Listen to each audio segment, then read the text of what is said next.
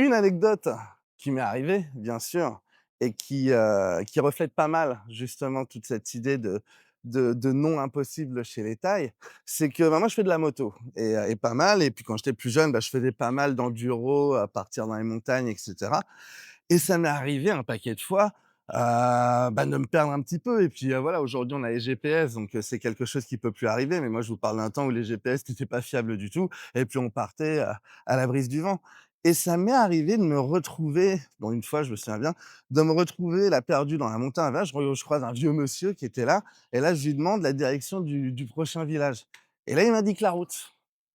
J'y vais et j'ai bah non, c'était pas la bonne route. Je retrouve une deuxième personne, pareil: «Oui, c'est où, le prochain village?» Il m'indique une route et c'était toujours pas ça. Enfin, c'était pas le prochain village, je cherchais un village particulier et c'était toujours pas ça et ça, ce que j'ai gardé d'expérience avec ça, c'est qu'en fait, la personne, c'était trop compliqué de me dire qu'elle savait pas. C'était trop compliqué de me dire: «Ah non, je suis désolé, débrouille-toi». C'est-à-dire qu'il ne voulait pas m'offenser en me donnant pas une réponse, mais comme il ne savait pas, il voulait pas non plus perdre la face en me disant qu'il savait pas. En Thaïlande, dire non, c'est presque un crime social. Si tu veux comprendre pourquoi, rendez-vous sur YouTube, sur la chaîne Sami Franco Thaï, la vidéo est en ligne.